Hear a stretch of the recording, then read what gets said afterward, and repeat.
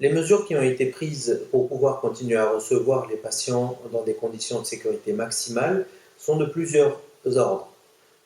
Tout d'abord, au niveau de l'hygiène, celle-ci a été renforcée tant au niveau de la stérilisation du matériel que de l'hygiène des locaux. Ensuite, au niveau de l'organisation, on a cherché à limiter au maximum le chassé-croisé entre les patients au niveau de la salle d'attente. Et donc, on a été amené à espacer les créneaux de rendez-vous et demander aux patients d'être respectueux de leurs horaires. Et enfin, au niveau des mesures de protection, nous travaillons avec des masques spéciaux, des masques FFP2, des lunettes de protection, éventuellement des visières. Nous demandons aux patients de porter leur masque bien positionné. Nous les encourageons à se laver les mains, éventuellement à se frictionner avec un gel hydroalcoolique.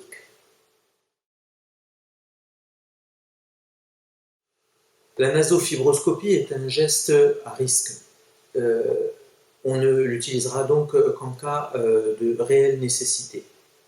Si ce geste est réalisé, on prendra un certain nombre de mesures et, dans la mesure du possible, utiliser une visière de protection et travailler à l'aide d'une caméra, permettant ainsi de déporter l'image sur un écran.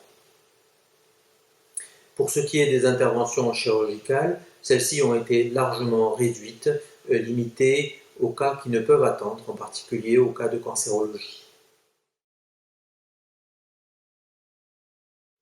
Pour les motifs de consultation, on peut retenir qu'ils sont globalement de deux ordres.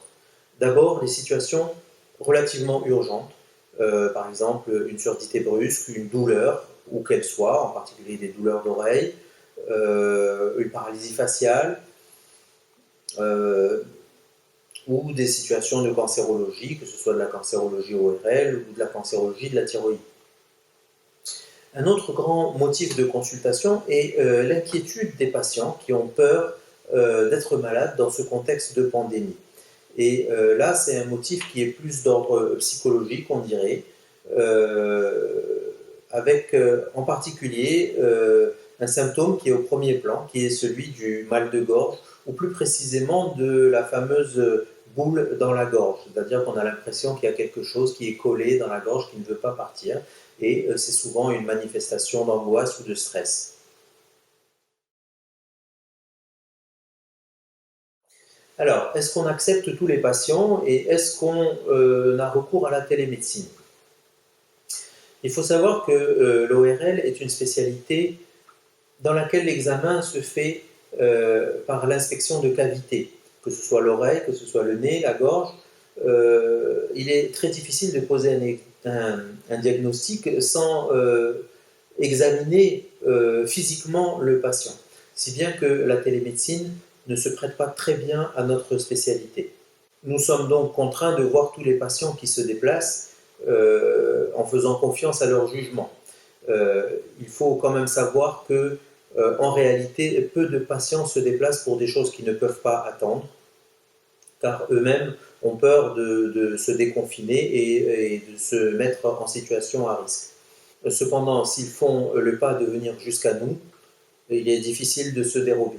En réalité, le confinement s'est traduit par une baisse d'activité très importante dans la plupart des cabinets médicaux.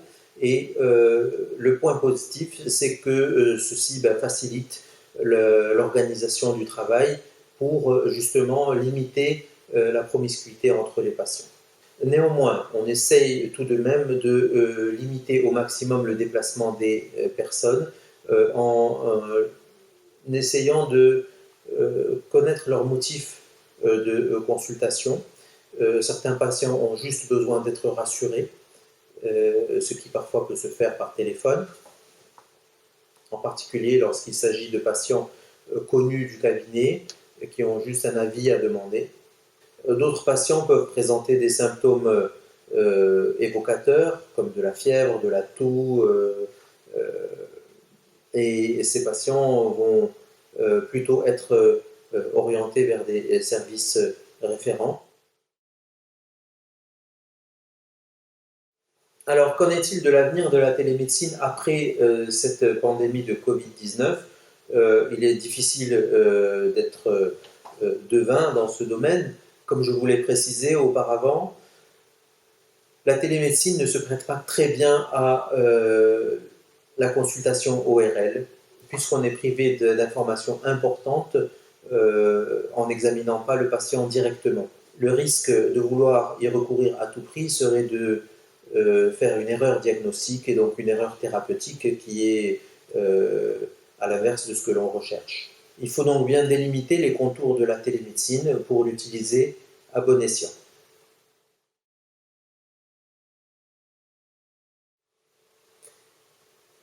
Parmi les éléments qui ont été rapportés avec ce virus, on trouve sa capacité à toucher les structures nerveuses. C'est ce qu'on appelle le neurotropisme. C'est ce qui explique la perte de l'odorat chez les patients infectés. Les publications scientifiques à ce sujet montrent qu'il s'agit d'un signe très évocateur et s'il survient de manière récente, brutale, sans autre pathologie nasale connue, il doit orienter rapidement vers un centre de dépistage de référence.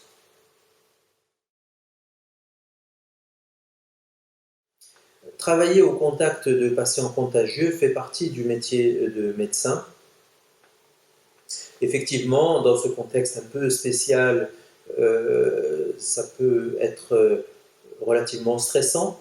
Néanmoins, il ne faut pas tomber dans la psychose et prendre toutes les mesures nécessaires pour se protéger et limiter la propagation du virus. La grande majorité des médecins du secteur privé et public n'ont pas interrompu leur activité durant la pandémie, car il ne s'agit pas de déserter au moment où les patients ont besoin de nous. Simplement, il faut le faire avec prudence et avec discernement.